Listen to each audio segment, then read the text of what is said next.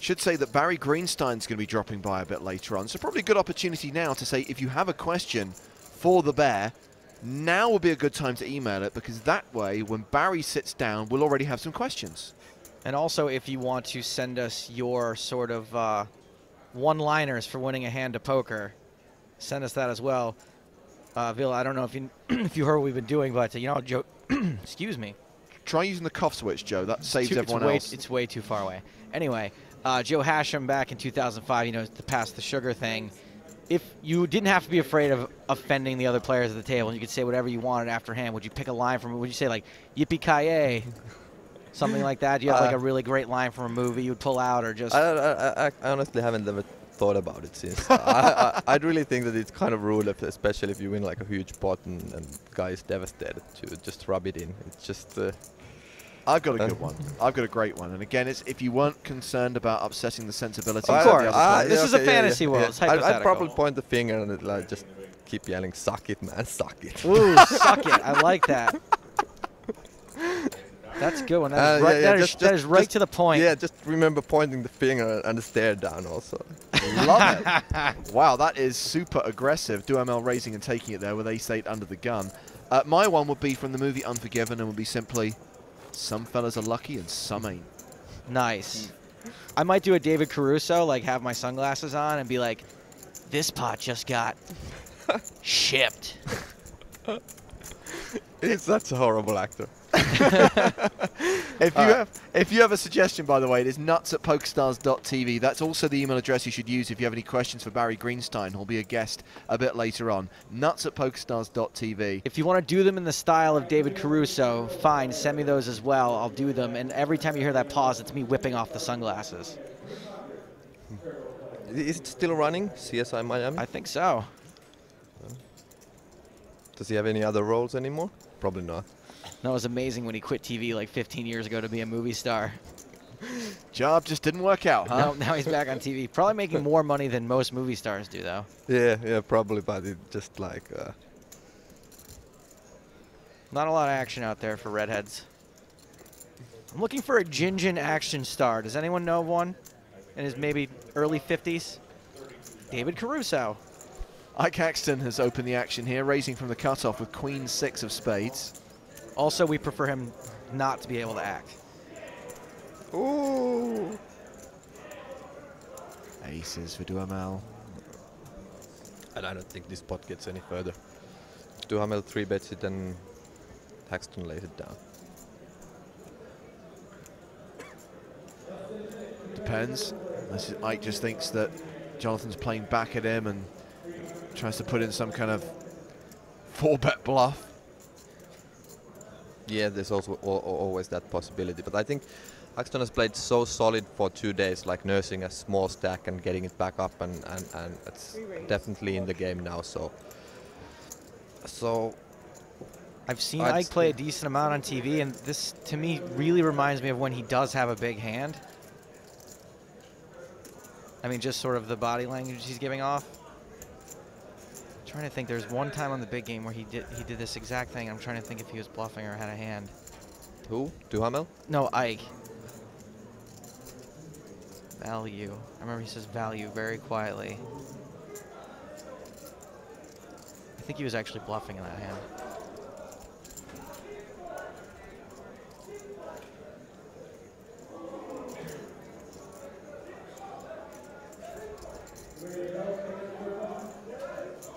EP is going to make move here. I think he's going to make it to 180, 190,000 and then just lay it down. And Jonathan ships it in. But, nope. Instincts are good. And he gets out of the way. Good call, Vila. No, it's just like the way he nursed like very tiny stack for 2 days and he's definitely in the contention now. He has every chance to win this one. I don't see him doing anything stupid. Oh, I shouldn't say stupid since sometimes they go through and we'll say crazy. Yeah, crazy. Oh yeah. So we can see the number of hands the players at the final table have played so far. Bear in mind we've only seen 21 hands. We can see the number of hands they've won pre-flop and the number of hands they've won post-flop. What is a cuff button, by the way? It's like a button where you close your own mic or something. Exactly. You press this green button here, and listen. So I'm talking again. You see, and during that time, I pressed the cough button, so you didn't hear me for a bit. Sometimes I try to put a piece of tape over James's cough button, but he always catches me. Do you know what we call that? We call that peeling back the curtain or showing the plumbing. It's basically giving the people at home a little glimpse into the magic that makes a webcast happen. Mike's going to try this again with Suited Broadway this time.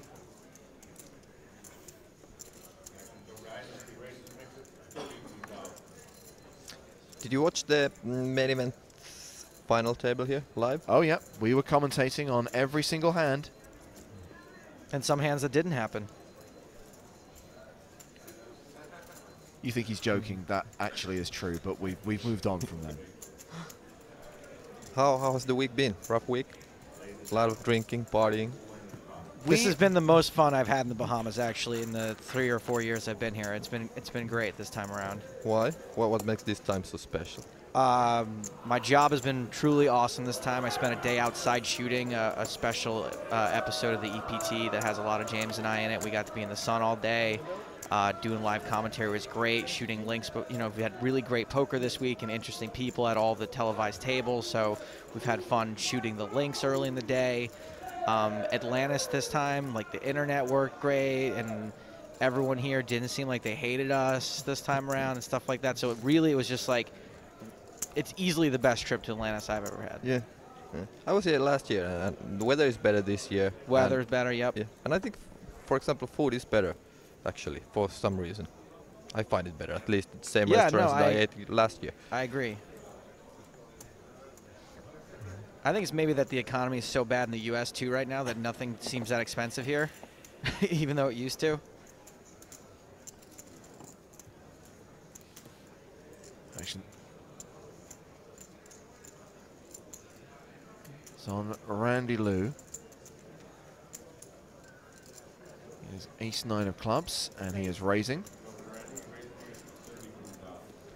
Raised to 32,000. Randy still doesn't have a huge stack. Villa, what do you think of him, playing a hand like ace-9 with his size stack at this moment? Should that be in his range, or? Yeah, it's definitely on his opening range. The interesting question is what he's going to do if someone shoves there or re-raises, because then it's a different question. Although this is a late position race, let's say he has this ace-9 suited in small blind against big blind, then I'd guess it's probably going in. But if he raises with this one like under the gun or close in the early position, and then someone re-raises in the middle position or from the bottom, then it's obviously a different situation. Well, looks like he's going to get 3-bet out of the small blind.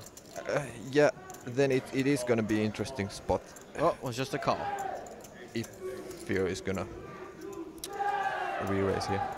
No, Fiero has just flattered. He just flattered, all right. And I think yeah, Jason Kuhn is called as well. Most likely. He already has enough invested there, and King 10 is a decent hand. If you're Randy and you didn't get 3-bet, are you pretty confident you've got the best ace, if not the only one? Yeah, best ace, definitely. But then if you don't hit an ace or a... Yeah, that's one of those difficult flops. Yeah, sure is. It's super easy for Fiero here, obviously. I mean, against 2 opponents, he's just going to check fold it. So Kuhn has the best hand. He has checked. So action is back on Lou, the pre-flop raiser. Second pair top kicker. I would guess that he's going to bet this, and Kuhn probably calls. Fiero gets out of the way, and then they check it through. No, it goes check, check, check. Deuce of spades on the turn, hasn't changed anything. I mean, Randy may know that with a board like that, he's unlikely to get people to fold because it hits so much of their ranges. Yeah, Now I'd guess Kuhn bets here, and I don't see Randy putting his hand down here, at least not on the turn. He might get away with it on the river, but not here. Kuhn could easily be betting. Yeah, jack, worse 9. Any sort of worse 9. Any sort even of an 8. shot. A bet of 68,000, just over half the pot.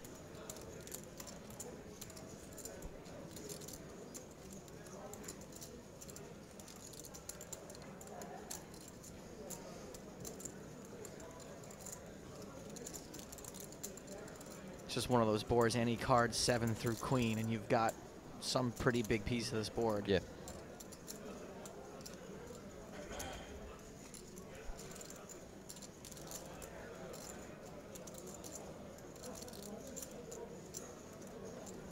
Oh, it's a big laydown. I have to say I wouldn't have laid that down.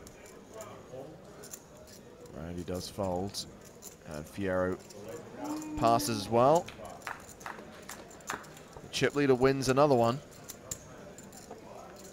I don't know if I like that fold. I mean, it goes check, check, check. He might easily bluff there or then value bet worst 9, even an 8, something like that. So Jason Kuhn now has close to 2 million chips. He's actually playing 1.9 million. Just to keep you up to date where everyone else is right now, it's the Ukrainian player Alex Biliker who's second in chips with 1.1 million. The other player with a 7-figure stack is Nico Fierro. He has just over 1 million. Meanwhile, over at the World Cup of Poker, France are doing well. Italy are out. Shock. And Germany lead over Japan. The French are definitely winning and shouting. Yeah, that celebration wasn't excessive. They were celebrating they got a bottle of wine open.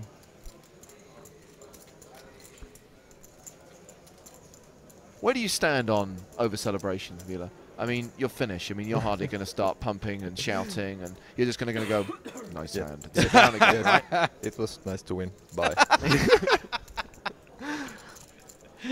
I don't know. It's nice to win today because tomorrow I probably lose. That's the Finnish outlet, right? Yeah, it is sort of like pessimistic in general.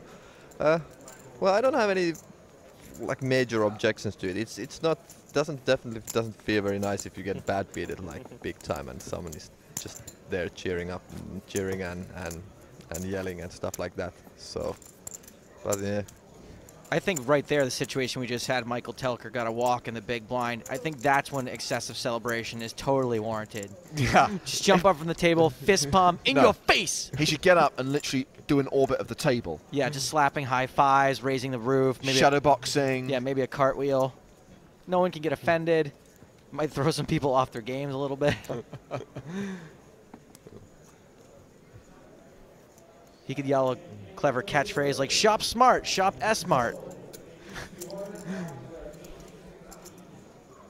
Yeah, I do admit that from viewers' perspective, it would be nicer to see people like more emotions, more reactions, and stuff like that. This is just like too often. It's like just 8-7 robots playing poker.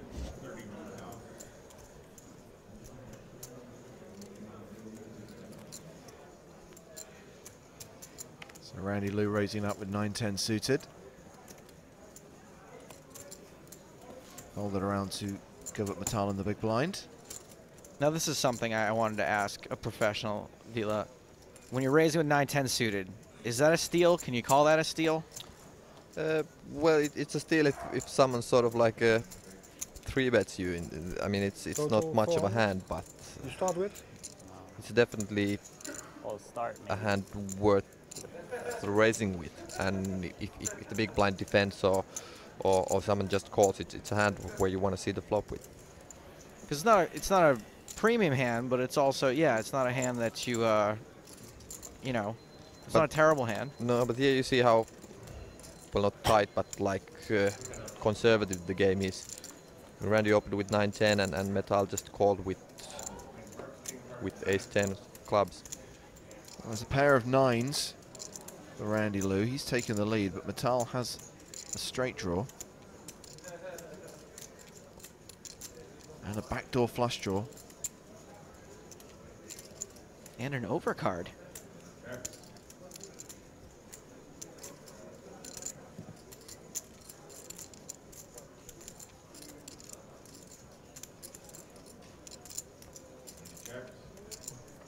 Randy Lou checks behind. Inconsequential 3 of spades on the turn. No more betting lead. Up for grabs. I may be mistaken here, but has Govert Metal got a watch that has a roulette wheel on its face? I'll have to check it out. And does he have what? The face of his watch looked like a roulette wheel. Ah, okay. I didn't see it. I could be wrong, and I probably am. 47. 47.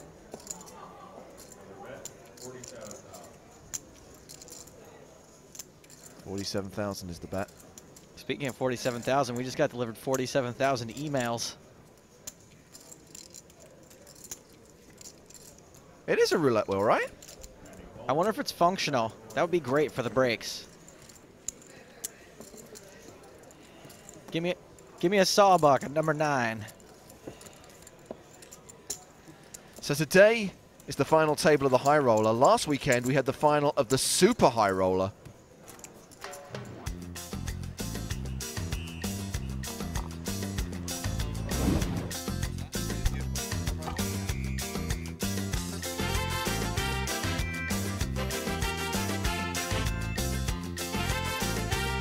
Let's play poker. Ace is coming! He folded like 5 hands in a row. You have a fever? All right, come on. Oh.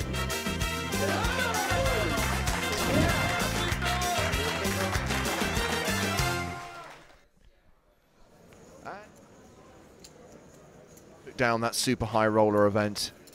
It's really sad that we can't make fun of him for being really bad at tournaments anymore. Interesting to see Daniel Negreanu and Umberto Brenes make the final table of that tournament 2 years in a row.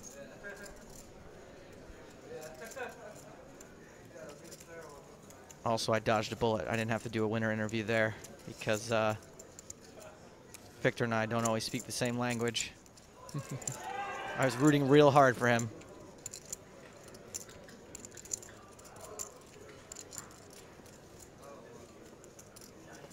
Has been folded to Govert Metal in the small blind. He's going to raise it to 41,000.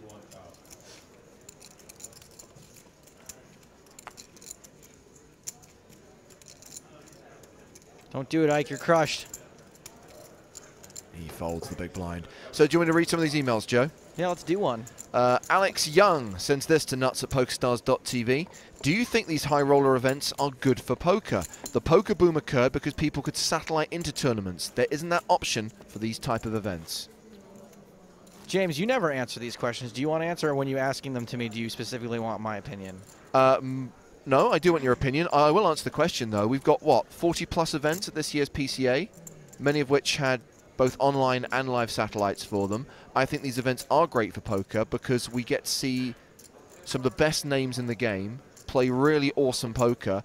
And, you know, I think it's good that you have a range of buy-ins from low buy-in tournaments. And there's a tournament today, by the way, which is a mini version of the main event, which just costs a couple of $100. Fun. And at the other end of the spectrum, you've got these tournaments for 25, 100,000 for the big players. Yeah, I feel similarly, James. Basically, you know, these 25K events, maybe any old person couldn't satellite into them, but they still create a buzz in poker, make people interested in poker. It's stuff that people want to watch, and it may attract players to the game who maybe can't play in this event, but it'll attract them to play in other smaller events. So I think they're great.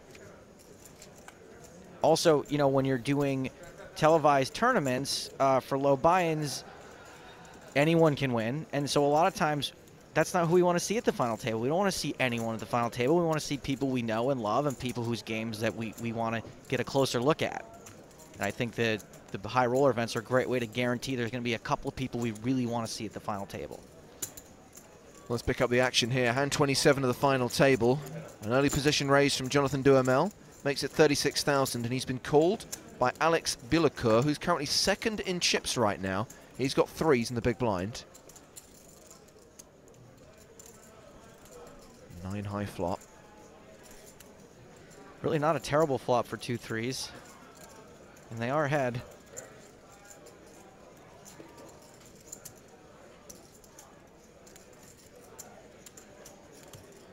Will he peel one bet from Jonathan? That's the question. He continues for 38K. I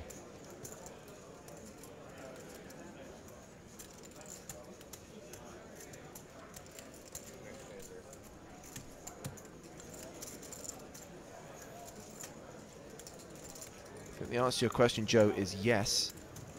Oh, now they're in play.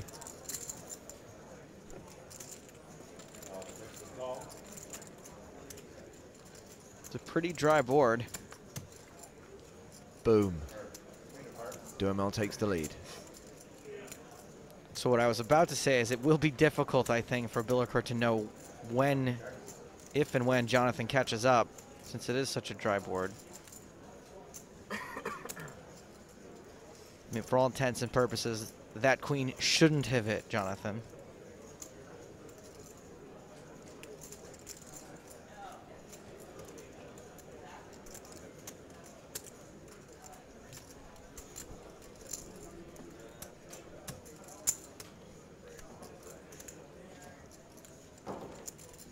Second barrel from Jonathan. And that's such a great second barrel because it looks like exactly that. You can start betting for value. Pretty confident he has the best hand.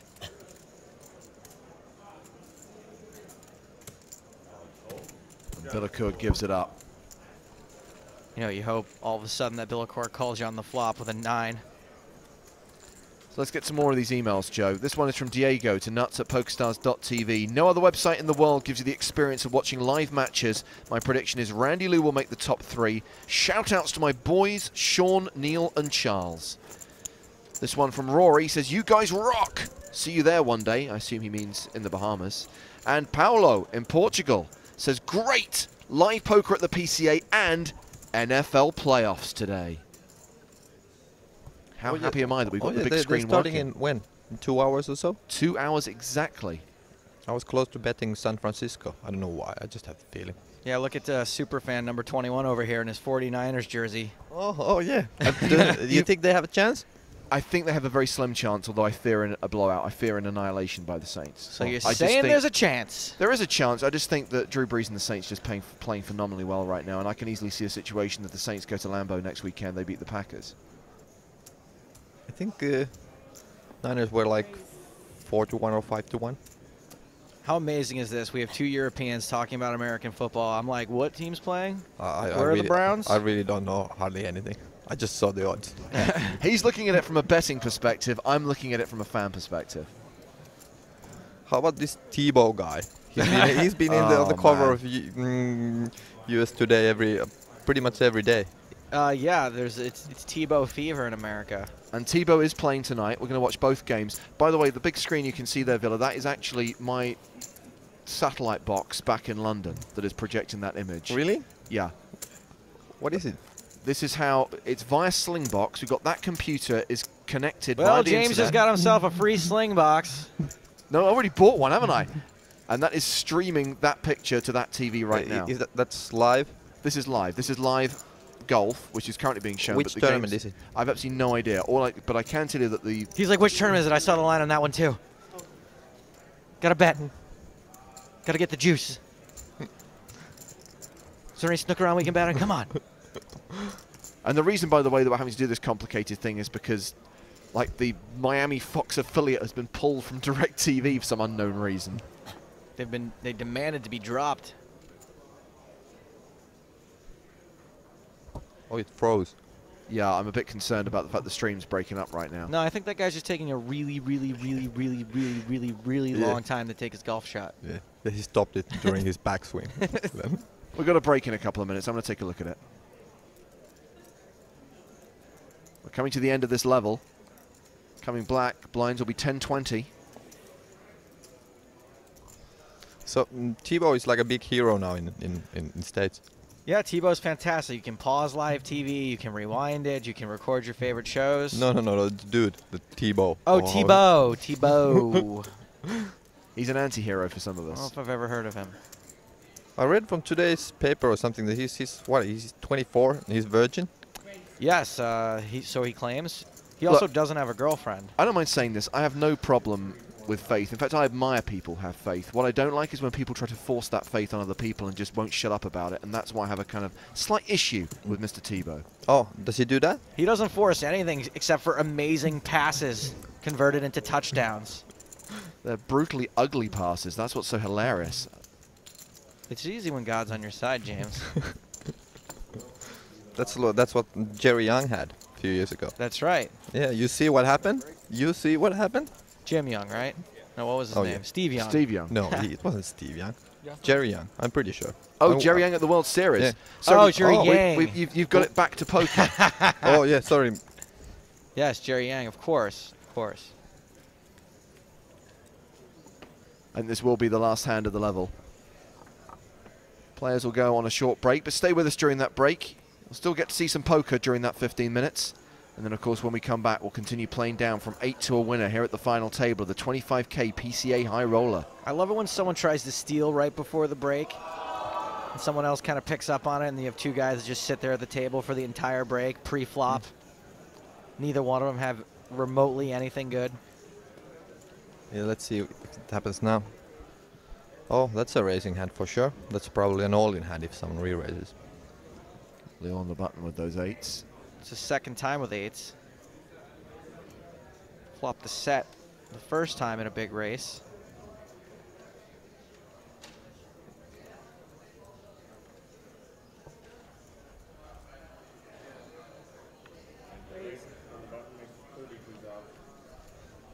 See if anyone interprets this as a late position break steal. Wow. Nico Vieira looks like he'd do with a little nap.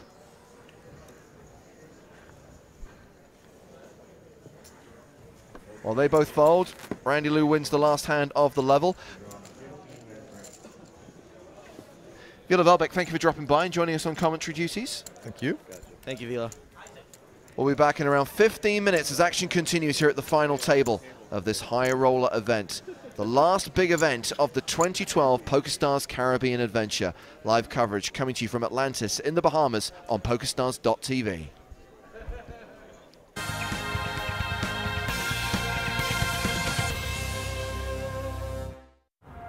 We are 10,000 people in Brazil, holding our breath.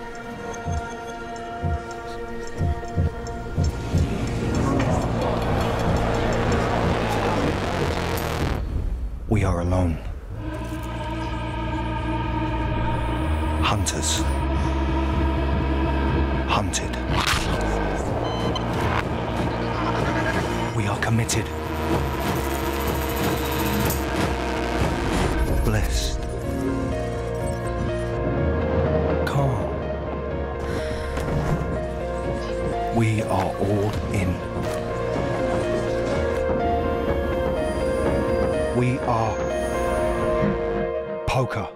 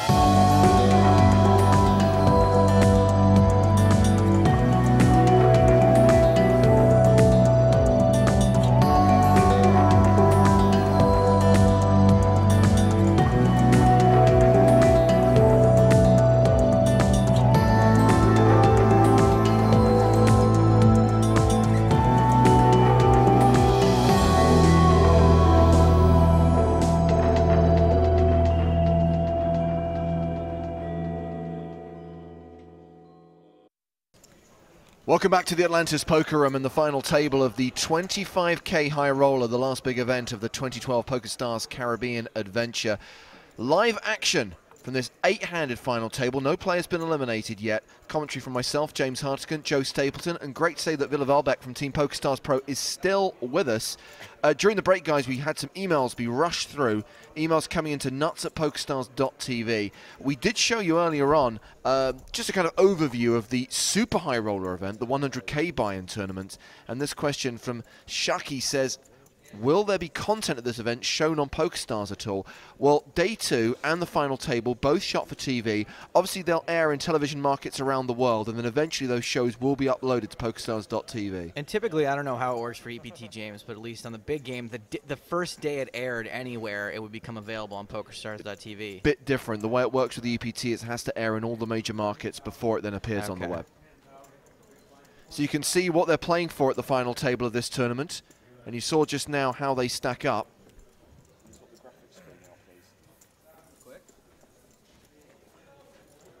And that's how their stacks have changed from the start of play today. Jason Kuhn came in as chip leader. He's added to his stack. I think the biggest swing we saw, guys, was obviously that huge all-in. Duhamel flipping with 10s against Govat Mattel's Ace-King. Mattel, obviously the beneficiary of that coup. He's added 442,000 chips to his stack. Duhamel's lost about a third of his chips from the start of the day. But he is currently on an upswing, Duhamel. He was down over 700,000 at one point. He won a couple of small pots towards the end of that last level. So, he is heading upwards. So the blinds, I believe, are now 10 and 20,000.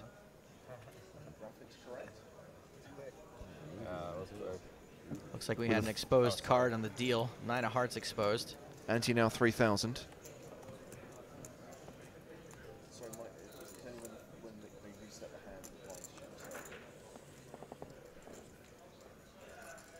Be fun to see if that 9 of hearts will affect anything.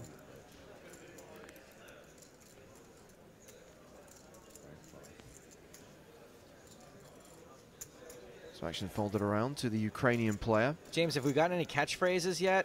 Like this one, you win a pot and you say, "Get your hands off me, you damn dirty apes." No, none have come through yet to nuts@pokerstars.tv. That one's long. That is something we're looking for, though. In the style of Joe Hashim's Pass the Sugar, what do you say when you win a big pot? It can be an original, too. It doesn't have to be like a line from a movie or a TV show. Nuts@pokerstars.tv is our email address. Remember, we are on a 40-minute delay because, as you can see from your screens, we are revealing whole card information, so for security reasons, that delay is in place. So it might be a while before we get to your email. Just to pick up the action here, the Ukrainian player Biliko has raised it in the hijack with Jack 10. He's found a call in the small blind. No, it looks like Fury is making a move here. I don't see him calling with that hand. Yeah, that would be a very bizarre call. Yeah, he hasn't acted yet. He will re-raise it, I think. My apologies, the action had been on him for so long, I thought he would have done something by now. It is a 3-bet. 106,000 total. Gets rid of Jason Kuhn in the big blind. So back on Bilakur. I mean, this is exactly the kind of hand you can flat with in position, right, Mila? What? That you can flat or you can't No, flat? you can. No, not since you're playing small blind, I mean. Just weird. This is just... No, I mean the Jack 10. Oh, Jack 10. Yeah, I don't know whether they're deep enough. They probably are deep enough for him to call. And I played a bit with Biloku yesterday, and he doesn't like to lay his hand down when he makes the first raise. Especially a hand like Jack 10 suited with so many possibilities. Well, these are two of the biggest stacks at the final table. They're number 2 and number 3 on the leaderboard. They're both playing more than $1 million each. Actually, just under $1 million. Now they've put those bets in. Oh, that's a pretty monster flop for Fiero. I think he's just gonna bet it, and Biloku will lace it down. Bellecourt did flop a gut shot. Yeah, but it's all hearts there. Well, Fiero didn't continue. He checks. Oh, he checks it. Trying to give Bilakur some rope to hang himself with.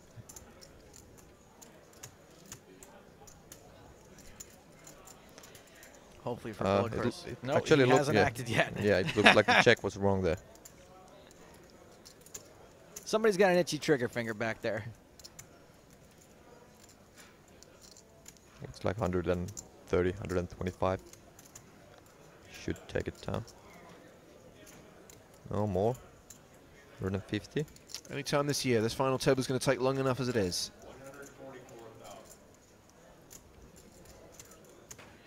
144,000.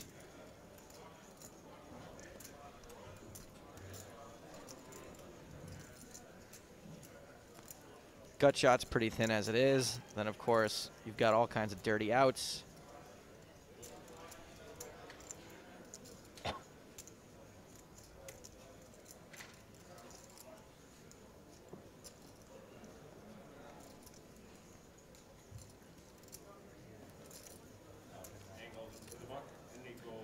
Bilico has folded.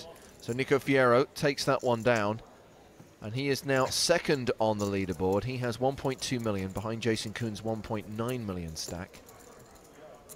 And another email. Yesterday when we were commentating on the main event, Joe, we had Nacho Barbero with us in the booth.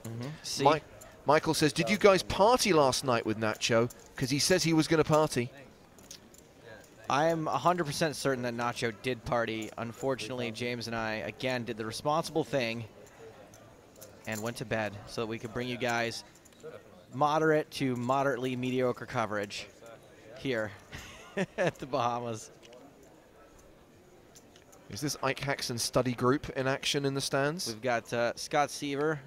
I don't know how you say it, Aniel or Angel Guillen. I believe that's Lynn Gilmartin. Railing Ike from the stands. Govart Mattel folds under the gun. Action's on Haxton. Starts the hand with 691,000. He folds. Randy Lou.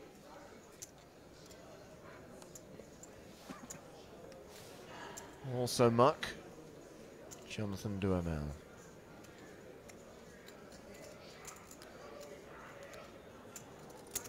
Right. He's raising with King 9 suited. He's raised to 42,000. Folded by everyone bar the big blind. Michael Telka is the short stack at the table with 376,000 at the start of the hand. He's got ace-5 in the big. How much did you have? You had 376. 376.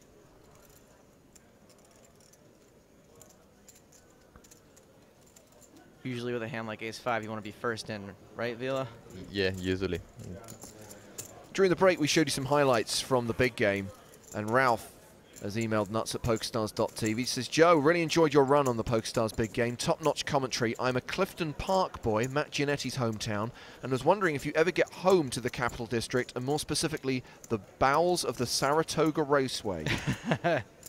The bowels of the Saratoga Raceway is referring to a bit I used to do back on a poker podcast I used to host when I used to host Poker Road Radio. The Intro to Race Situations, which is one of my most famous games I've ever created, had a reference to the fact that I used to work at Saratoga.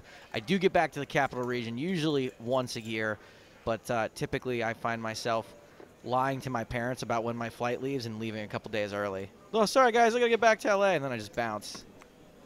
It's tough. It's tough being in Albany, New York. It's basically like Alabama with snow. Huh. Thanks, Ralph. He said the stream is great as well, so thank you for your email. Keep them coming in, nuts@pokerstars.tv. In fact, they are still coming in. I've just been handed another fist load of paper. That's James's version of a Clint Eastwood movie.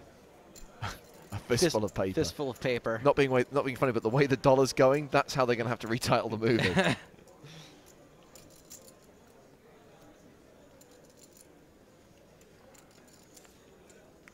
Randy Lou's bumped it up with ace-king off.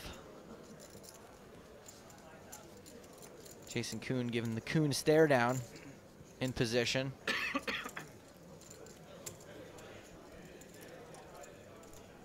Randy's still quite short. Looks like Kuhn might make a race here. I actually would prefer, if you want to play this hand, I'd actually would prefer to just call it, because Lou's been a bit passive post-flop. I mean, twice he just checks it behind and then lays it down when someone else bets. Oh, no. It is a 3-bet. Yeah. Randy's going to move in, and Kuhn is going to lose some chips here. Does Jason want to get it in with Queen 7? It seems weird. No, I mean, does he was really just, think Randy's stealing from that position? yeah, he's just making a move there. Hang on a second, we have a complication. Is it jacks? I think we've only seen one of them. Yeah, I'm assuming Govat Mattel has seen both. must be jacks. There they yeah. are. Okay, it looks like Metal and Randy are gonna get it in. Obviously, Kuhn is, it's an easy fold for him. Easy fold for Kuhn. Is it Yeah. easy for Mattel to figure Kuhn doesn't have much here? Well, I think he's gonna 4-bet it and then Randy moves in. Kuhn lays it down and since Randy is rather shortish, Metal makes an easy call there. Is this an obligatory 4-bet, I guess is what my question Pretty is. close, yeah. I'd say it is. I mean, he can't flat there, and the hand is way too strong to lay it down. I'd guess he makes it 220, 200, maybe a bit less, 190. 210 is my guess.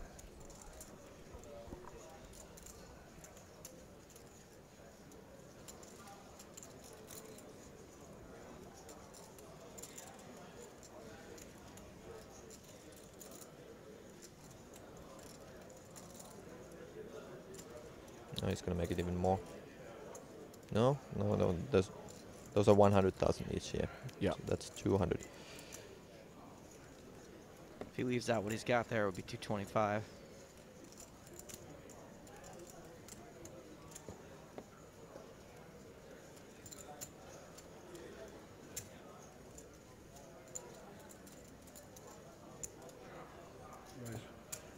He's announced raise.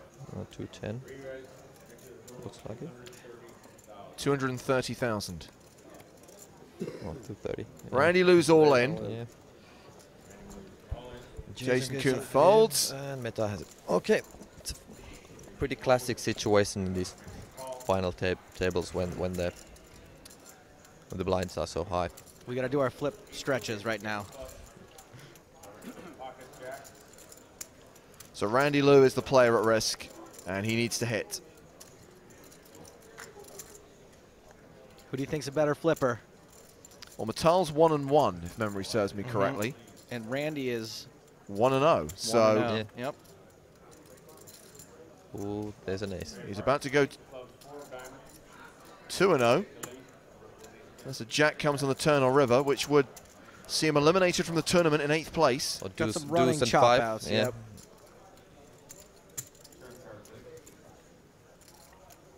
Ooh, close one. Now he just has to dodge that jack, and Randy Lou will double up again. See, the 5 would have been more interesting on the turn, right? Just to give us an extra bit of drama. So, yep, Luke 2-0 on flips on the day. And he is now up to 864,000. Mattel dips to 608,000. Still, that's just, what, 40 some odd big blinds. And notice that Michael Telker is still clinging on with 340k. Yeah, but he doesn't have any major rust there. He can easily just fold a round or two and find something. Well, here's an interesting question from Ryan to nuts@pokerstars.tv. Stapes and Hartigan, you guys do a great job, but I want to ask you guys to comment a little bit on the seat draw. Who do you think has a good one? Who's got a bad one? Well, let's take a look here. They obviously usually want to have the aggressive guys on your right and the short stacks on your left. Well, Jason Kuhn is almost in an ideal position then. Because both Duhamel and Fierro have proved to be pretty aggressive, and he's got Telker the short stack to his immediate left. Exactly. Chip lead plus a good seat draw equals... Yeah, I definitely put Yeah, he's Jonathan Duhamel on the worst seat here, since he has 2 big stacks on his left and both are quite active, rather aggressive players. So, as we saw, both of them making moves here in the last few hands. Fierro with that King 7 and Jason Kuhn with that Queen 7. So, it's Yeah, not Jonathan's seat's pretty bad. The short stacks to his right as well.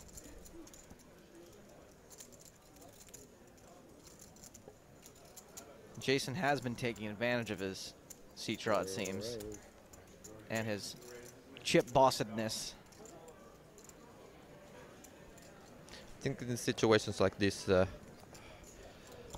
Telka should be moving in pretty light, actually. 9-10 suited or Queen Jack on hands like that.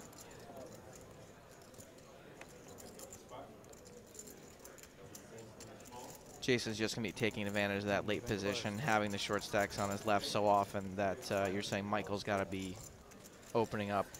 Yeah, well, I wouldn't want, in his position, I wouldn't want to go that short that my 3-bet wouldn't have any effect anymore, that it would be an like automatic call.